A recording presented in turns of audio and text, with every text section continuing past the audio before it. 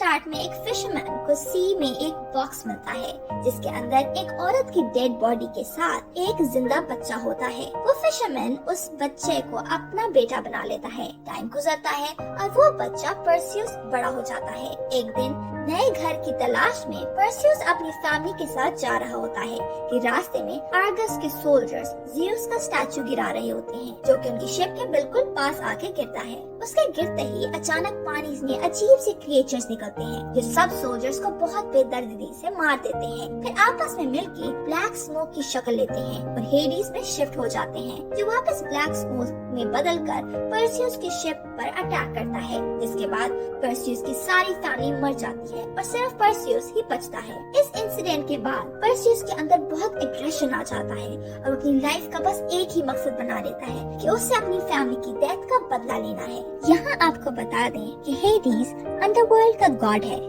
दरअसल ये movie clash of Titans, God, devil और इंसान के बीच फाइट के बारे में है। पुराने गॉड्स जिन्हें टाइटंस बोला जाता है उन्हें डिफीट करने के बाद ओलंपियन गॉड्स ने अपनी वर्ल्ड को आपस में डिवाइड कर दिया था। ज़्यूस ने स्काई को रूल करना स्टार्ट कर दिया। पोसाइडन के हिस्से में सी आए जबकि हेडिस को ज़्यूस ने अंडरवर्ल्ड रूल करने को दे दिया। कुछ टाइम बाद ज़्यूस ने मॉर्टल्स पैदा किए जिनकी वर्शिप से गॉड्स की इमोर्टैलिटी को फ्यूल मिलता था। मगर फिर उन मॉर्टल्स ने गॉड्स को डिफाई करके ब्लास्फेमी स्टार्ट कर दी। गॉड्स ह्यूमंस की इस हरकत से बहुत डिसअपॉइंटेड होते हैं। पहले उन्होंने टेम्पल्स डिस्ट्रॉय किए और अब ज़्यूस का स्टैचू जो कि क्लियर साइन है कि अब वॉर होगी। ज़्यूस के अकॉर्डिंग अब बस उनको लेसन देने की जरूरत है। तभी एंट्री होती है हेडिस की जो कि एक अरसे बाद अंडरवर्ल्ड से बाहर आया है। ह्यूमंस को वर्शिप के लिए बनाया गया था मगर उनकी रिबेलियन से हेडिस ज़्यूस के सामने ऑप्शन रखता है कि उसे लोगों में डर पैदा करने का मौका दिया जाए। इसी तरह वो वापस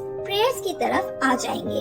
ज़्यूस जो के लव और पीस को प्रमोट करता है कोई रास्ता नजर न आने पर हेडिस से एग्री कर लेता है। दूसरी तरफ परसियस को आर्गस के सोल्जर्स का एक ग्रुप हॉस्टेज लेकर अपने साथ ले जाता है। पैलेस में विक्ट्री की सेलिब्रेशन चल रही होती है जहाँ किंग की डॉक्टर प्रिंसेस एंड्रोमेडा इस रिबेलियन से खुश नहीं होती और सबको समझाने की कोशिश भी करती है। मगर तभी क्वीन एंड्रोमेडा को बहुत ही प्राउडली गॉड से कंपेयर करती है। उसी वक्त हेडिस की एंट्री होती है जिसे देख के परसियस कंट्रोल नहीं कर पाता और उस पर हमला करने लगता है मगर एक स्ट्रेंजर लेडी उसे रोक देती है। हेडिस क्वीन की तरफ बढ़कर उसे मार देता है। उसके बाद हेडिस आर्गस के लोगों के आगे एक चॉइस रखता है। वो उन्हें धमकी देता है कि 10 दिन बाद जब सोलर इक्लिप्स होगा वो अपना मॉन्स्टर क्राकेन आर्गस पे अनलीश कर देगा। अब यहाँ के लोगों पर है कि वो उस मॉन्स्टर के आगे प्रिंसेस एंड्रोमेडा को सैक्रिफाइस करके पूरा सिटी को बचा ले या फिर एक सोल के लिए पूरा शहर डिस्ट्रॉय कर दें। जाते जाते हेडिस एक और बॉम्ब आर्गस सिटी में फोड़ जाता है कि परसियस डेमीगॉड है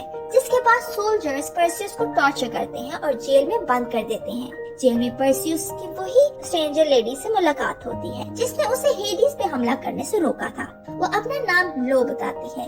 लो कहती है कि परसियस की बर्थ की स्टोरी किंग एक्रेसियस के रिबेलियन से स्टार्ट हुई जब एक्रेसियस ने माउंट ओलंपस को सीज कर दिया। गॉड्स एक्रेसियस और उसकी आर्मी को खत्म करना चाहते थे मगर ज़्यूस मैनकाइंड से बहुत प्यार करता था इसलिए उसने उनके लिए एक एग्जाम्पल सेट करने का डिसीजन लिया। ज़्यूस ने क्वीन डेनाए को अपने बेबी से प्रेग्नेंट कर दिया। ये जानने के बाद किंग एक्रेसियस ने क्वीन और बेबी को बॉक्स में बंद करके सी में फेंक दिया जिसके रिटेलिएशन में एक लाइटनिंग हुई जिससे किंग को स्ट्राइक किया और उसे सिवियरली डिफॉर्म कर दिया। यही वजह है कि परसियस हाफ ह्यूमन और हाफ गॉड है और इन सिंपल वर्ड वो एक डेमीगॉड है। ये लो ही थी जिसने परसियस को उस फिशरमैन तक पहुंचाया। वो परसियस को बताती है कि उसे इमॉर्टैलिटी का कर्स दिया गया है।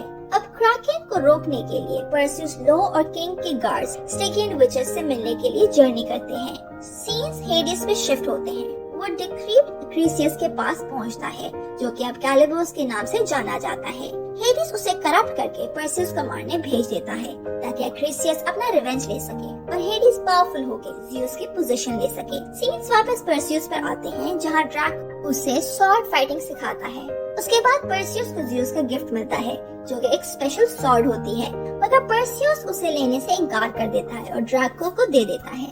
आगे बढ़ने पर परसियस को विंग्ड हॉर्स पेगासस देखने को मिलता है। लो बताती है कि किसी भी इंसान ने आज तक इसे राइड नहीं किया। परसियस उसे प्यार ही कर रहा होता है कि कैलिबोस परसियस को मारने पहुंचता है। कैलिबस के पास हेडिस की दी हुई पावर्स होती हैं, इसलिए उसे डिफीट करना मुश्किल हो रहा होता है। परसियस जब कैलिबस पे हमला करने लगता है, तभी कैलिबस उसके हाथ पर बाइट करके उसे जख्मी कर देता है। वहाँ बाकी सोल्जर्स भी आ जाते हैं। एक लंबी फाइट के बाद फाइनली सोल्जर्स कैलिबस को काबू में कर लेते हैं और ड्रैको उसका हाथ कट कर देता है, जिसके बाद कैलिबस उससे बचना शुरू हो जाता है। मगर वो सब उसके ब्लड ड्रॉप्स की मदद से उसका पीछा करते हुए डेजर्ट में पहुंचते हैं, ये जाने बगैर कि उनके लिए एक न्यू हर्डल वेट कर रही है। जहाँ जहाँ कैलिबस का ब्लड गिरा होता है, वहाँ वहाँ से जायंट स्कॉर्पियंस निकल आते हैं। हाफ आर्मी एक स्कॉर्पियो से और हाफ दूसरे स्कॉर्पियन से लड़ना स्टार्ट कर देती है, मगर इतने जायंट क्रिएचर से लड़ना ह्यूमंस के लिए मुश्किल हो रहा होता है। वो अपनी टेल से उठा उठा के उन्हें इधर उधर फेंकता है। स्कॉर्पियन ऑलमोस्ट परसियस को पकड़ के मारने ही वाला होता है कि लो स्कॉर्पियन का हाथ कट कर देती है, जिसके बाद वो लो के पीछे पड़ जाता है। परसियस उसे बचाता है और उतनी देर में एक सोल्जर स्कॉर्पियन के ऊपर चढ़कर उसे एरो से मार देता है। उसके बाद मसला खत्म नहीं होता, बल्कि और बहुत से स्कॉर्पियंस उन्हें घेर लेते हैं, जिसके बाद बचने का कोई रास्ता नजर नहीं आ रहा होता। तभी एंट्री होती है डेजर्ट सॉर्सरर्स जिन्स की, जो सब स्कॉर्पियंस को शांत कर देते हैं। मगर कैलिबस के बाइट की वजह से परसियस की हालत खराब हो जाती है, जिसे जिन अपने मैजिक से हील करता है और परसियस का साथ देने का फैसला करता है। ये सब मिलके जर्नी स्टार्ट करते हैं और विचेस तक पहुंच जाते हैं, जो बजाय परसियस की मदद करने के उस पर अटैक कर देती है।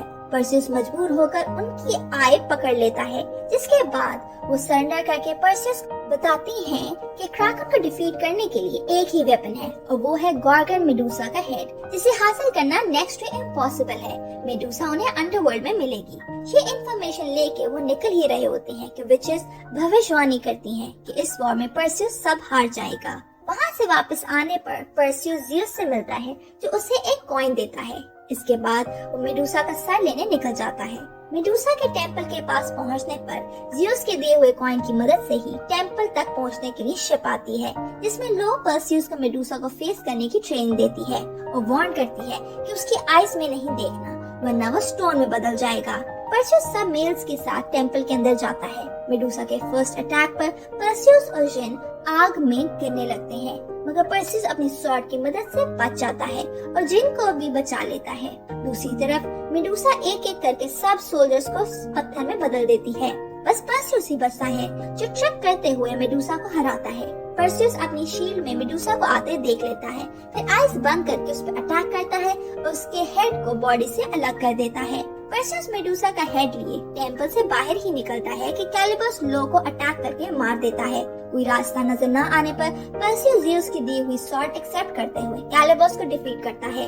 फिर एंट्री होती है विंग्ड हॉर्स पेगासस की, जिसपे बैठ के परसियस आर्गस और प्रिंसेस को बचाने निकल जाता है।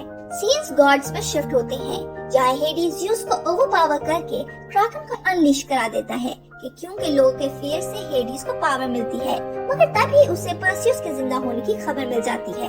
तब वो खुद भी आर्गस के लिए निकल जाता है। दूसरी तरफ क्रैकन को आता देखकर आर्गस के लोगों को कोई रास्ता नजर नहीं आता और वो प्रिंसेस को सैक्रिफाइस करने के लिए टाई अप कर देते हैं। उसी दौरान परसियस हेड लेके आर्गस पहुंचता ही है कि हेडिस के क्रिएचर्स हेड छीन लेते हैं। परसियस हेड वापस लेने के लिए क्रिएचर के पीछे भाग रहा होता है और दूसरी तरफ क्रैकन पानी से बाहर आकर डिस्ट्रक्शन स्टार्ट कर देता है। वो क्रिएचर परसियस को बिल्कुल क्रैकन के पास ले जाता है, जहाँ क्रैकन परसियस को पकड़ने ही लगता है, लेकिन परसियस बच निकलता है और फाइनली पेगासस से उतरकर उस क्रिएचर पे जंप करते हुए वो हेड वापस ले लेता है। क्रैकन प्रिंसेस को पकड़ने ही वाला होता है कि परसियस हीरोइक एंट्री देते हुए क्रैकन के सामने मेडुसा का हेड करता है, जिसकी वजह से वो आहिस्ता आहिस्ता पत्थर में चेंज होके खत्म हो जाता है। मगर मसला यहाँ खत्म नहीं होता। क्रैकन तो मर जाता है, लेकिन सामने हेडिस आ जाता है। परसियस ज़ियस की दी हुई स्वॉर्ड से लाइटनिंग करता है और उसे हेडिस की तरफ फेंक देता है, जिसकी वजह से हेडिस वापस अंडरवर्ल्ड में चला जाता है। परसियस फौरन सी में छलांग लगा के प्रिंसेस को बचाता है। अगले सीन में हम प्रिंसेस और परसियस को बेहोश देखते हैं, जिन्हें पेगासस आकर होश में लाता है। प्रिंसेस परसियस को आर्गस का किंग बनाने की ऑफर करती है, जिसे वो रिजेक्ट करके प्रिंसेस को क्वीन बनने की एडवाइस देके ज़ियस से मिलने चला जाता है, जो उसे गॉडहुड की ऑफर करता है और परसियस उसे भी रिजेक्ट कर देता है। ज़ियस परसियस को बताता है कि हेडिस मरा नहीं है, बल्कि वापस अंडरवर्ल्ड में चला गया है। वो फिर से इंतजार कर रहा है कि लोगों का ईमान गॉड से कमजोर हो और वो बाहर आ जाए, मगर आप लोग जानते हैं कि एक ह्यूमन उसे डिफीट कर सकता है, लेकिन तुम अकेले नहीं हो, तुम्हारे पास सॉर्ड और पेगासुस है। ज़ियस कहता है कि मेरे पास तुम्हारे लिए एक और गिफ्ट भी है, मैं नहीं चाहता कि तुम इस वर्ल्ड में अकेले रहो। ये कहकर ज़ियस गायब हो जाता है और पर्सियस वहाँ लो को देखता है और यही मूवी एंड हो जाती है।